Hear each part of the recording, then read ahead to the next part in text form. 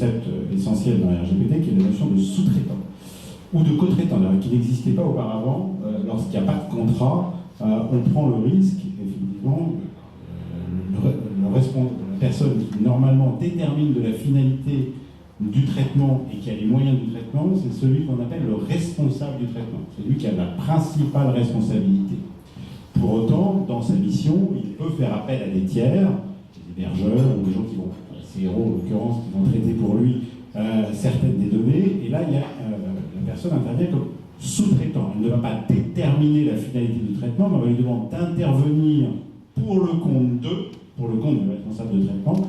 Et dans ce cas-là, il est très important de faire un contrat. Parce que si on ne fait pas de contrat, la responsabilité, elle est partout, effectivement. Et l'autorité ou les juridictions pourraient considérer qu'il y a ce qu'on appelle une co-traitance, qui est la pire des choses à éviter. Il faut fuir à tout prix la co-traitance. La co-traitance, tout le monde va être également responsable et également pleinement responsable. Donc il faut effectivement limiter la responsabilité de chacun à l'effectivité de son intervention et de sa participation.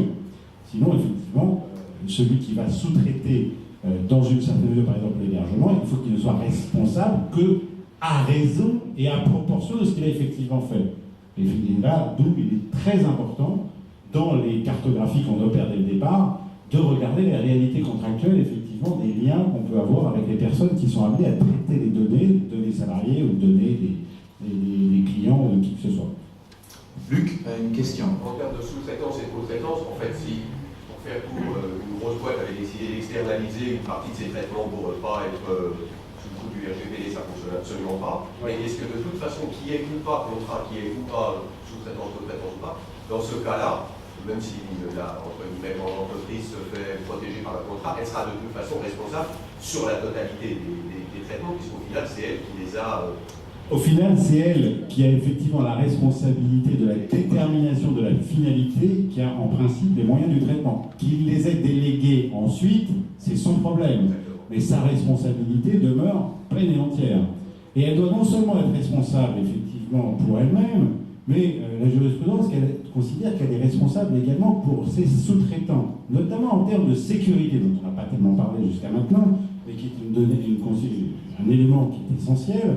Il y a une jurisprudence très intéressante qui a été rendue en septembre 2017, qui concerne la société Hertz, le loueur de voitures, qui était responsable du traitement, qui avait délégué effectivement l'hébergement de ces données et la sécurité de ces données à un grand hébergeur dont elle avait toute garantie, pensait-elle, que cette personne assurerait une sécurité effective.